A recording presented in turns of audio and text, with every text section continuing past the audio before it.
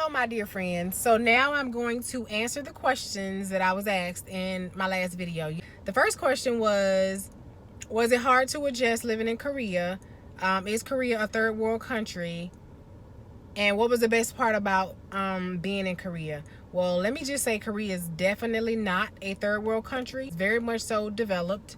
Actually, I think that the United States is behind as far as some of the technological advances that Korea has. I mean, something so simple as going through TSA in the airport. They have like all this automated stuff and, you know, these automatic doors and stuff. It is very simple stuff, but, you know, in the United States, we still standing there waiting on somebody to call us forward. And, you know, just, I don't know, Korea is very different, but different in a good way.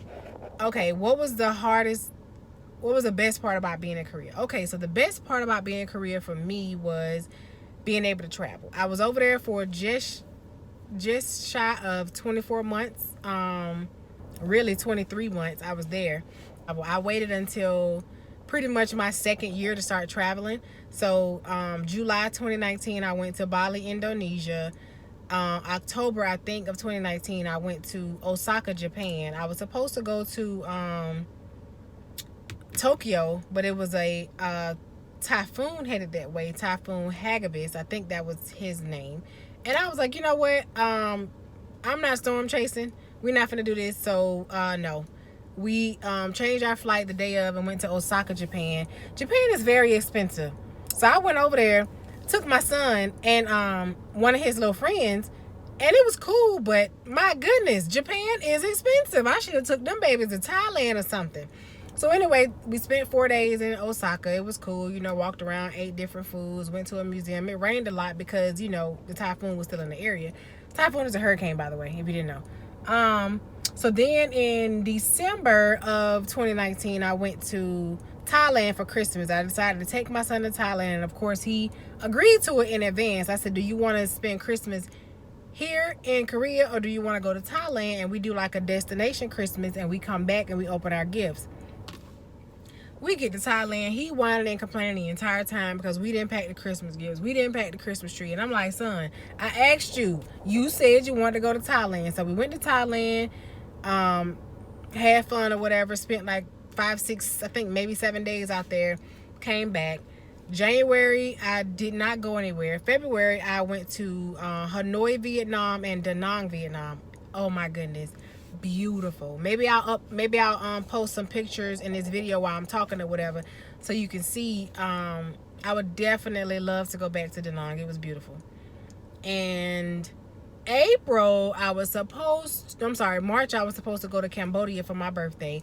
April I was gonna go to the Philippines, and then May I was gonna chill out for a second, and then June I was gonna fly over to Europe and go to Santorini, Greece. Well, COVID had other plans, so I ended up not doing any of that stuff. So February was my last opportunity to travel. I'm grateful for all the trips that I did take. That was the best part about being in Korea, was being able to travel. Was it hard to adjust? Not really, and I think it's because I've been in the Army 14 years, so I'm used to traveling. I spent 2.5 years in Germany. You know, I'm from Georgia. I've lived in Maryland. I've lived in Arizona. I've lived in, where else have I lived? I went back to Maryland. I guess you could say I lived in Missouri for a short period of time. And I've traveled to a lot of different states. You know, I've deployed to Afghanistan, spent a couple days in Kuwait or whatever, en route and back from Afghanistan. So I'm just used to it. And my son, he's a military brat. He did not want to go to Korea. But I was like, look, son, you might as well put your shoes on, put your pants on, and whatever order you want to put them on in, and come on, let's go get on this plane. He was pouting the whole way. I didn't want to come. I could have stayed in Georgia, or you could have got on this plane like you did and went to Korea with me. It was harder for him, I think, because he didn't want to leave his friends. He was a teenager then, so leaving the United States and going to Korea is like, really? What? I think he thought it was gonna be like that one movie with Taraji and Will Smith's son when they moved to China. I think he thought it was gonna be like that, but obviously not. I mean, we have the military installations or whatever, and all the U.S. amenities that we used to. So it was just like living at home in another country, kinda.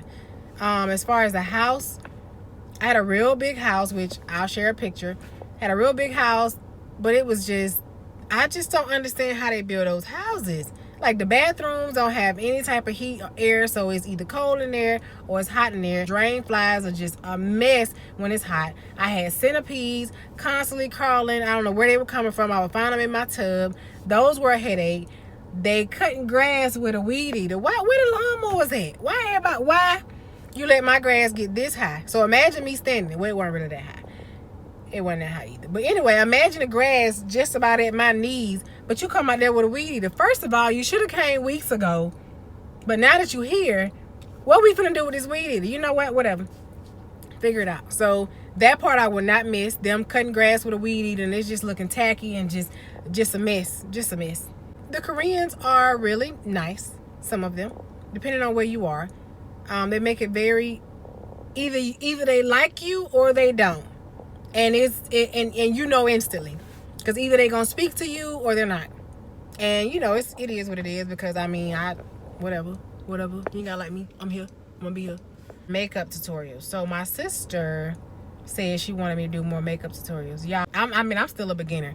Right now I'm wearing Lancome Tint Idol, which is a liquid. I'm not really a fan of liquid, but I mean, I'm not 100% against it either. Y'all know I fill in my brows. I have a video of me filling in my brows. For my lip, I'm wearing Milani, which is a $7.97 lip gloss out of Walmart. It says this is ludicrous lip gloss, and then it says something in French, I think. But this color is 190 semi-charmed. Probably can't see that, whatever. I like it. I think it makes my lip pop. Hold on, let me see.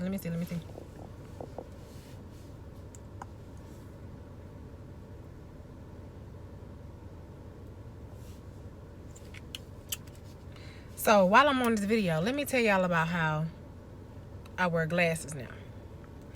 So for 14 years, for 14 years, I done been in this army, right? In this United States Army. For 14 years, I've been getting eye exams. And for 14 years, these jokers done told me, you got 20/20 vision. Somebody tell you that, you don't think to ask, do I have 20/20 in both my eyes or just one of them? So I go off base before I leave Korea to get my mom a prescription refilled or whatever, because, you know, a lot of stuff is cheaper in Korea. Like, I'm a Miss Korea as far as getting clothes over there and, like, getting stuff made, because you go in there, you tell Ajima or Adashi, which is Mr. and Miss in Korean, I want this. You show them a picture. I want this. Get my measurements. They produce in like a week and a half, and it's cheap. Well, I'm cheap, so I won't say that it's cheap, but it's cheaper than the States or whatever. You can get anything made, whatever you want. Just bring them a picture. I will definitely miss that part. Anyway, I went off on that same rabbit hole again. So I went to the optical shop or whatever to get my mama some glasses off base. So I go in there and I'm on FaceTime with her, and I'm like, Mama, the man said he needs your pupil distance, which is, you know, literally measuring from one pupil to the next so he can make sure he put the medicine or whatever in the right spot. You know, I'm trying to talk this glasses lingo. I don't know this lingo, because guess what? I got 20/20 vision. The Army done told me for 14 years, you got 20/20 vision. So I'm in there. She like, sit down, let me do an eye test. So he put me in this little thing, and I'm still on FaceTime with my mama, because I'm thinking this is what she need to go do. And he, you know, he do the little thing or whatever, little eye test. Because the Army, you know, all we get is this. And you read the little thing, do the same thing. No. What they should have did was what this man did, was put my eyes in that machine, so that machine could tell him, baby, you got 20/20 in your right eye. But that left one nearsighted. And so he didn't even tell me at first. I'm thinking, again, I'm doing this for my mama. So I sit down, and, you know, he do the little test or whatever. He get up, he put the little, I call them training glasses, I don't know what they call. He put the little thing on my face, and he clicked the black to, you pretty much make it to where I couldn't see out my right eye. And then he said, look. And so I looked at the little chart that we always look at, but it was Korean letters, so I couldn't read them anyway. And he said blurry, and I was like, yeah. And then he clicked that thing down. I said, my goodness, I can't see out my left eye. And y'all, guess what? It took me way back 14 years. 14 years. I'm laying there in basic training, trying to doggone shoot my weapon, because I'm left-handed. So, of course, I'm trying to shoot with my left hand. Whole time, I ain't knocking down Nathaniel. And I find out, baby, you nearsighted in this left eye. You can't see. And so, needless to say, I left there with glasses for me. This side, because I have 20/20 in this side, there is no medicine in that side, but I have a little bit, just enough medicine in this one, well, I guess my prescription in this one or whatever. And I'm still trying to get used to wearing them, because y'all didn't tell me that wearing a mask and glasses was a nightmare. My glasses be fogging up and I'm already not used to wearing them. That's just, oh my goodness, that's a story for another day. If you see me wearing glasses, it's not for show. It's because I keep saying 14 years, apparently all my life. I mean, at some point, my left eye started doing whatever it wanted to do. But at least for 14 years, I have had issues with my left eye. I've had constant headaches and a whole bunch of other stuff. Staring at computer screens. I had went and bought blue blockers, you know, because I felt like it was the light from cell phones and computer screens that was hurting my eyes. And then Adashi was like, no, if you've been having headaches, it's because for so many years you've been putting a strain on your right eye because it's been pulling all the work. And, you know, it's 20/20. So when I look like this, it's 20/20. Like it's 20/20 on this side. Nothing is blurry. But baby, when I do this,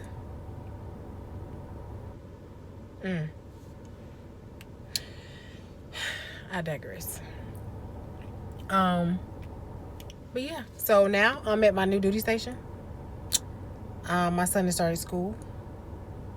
I'm currently on restriction, so I'm just sitting outside in the car. Yeah. Thank you for watching.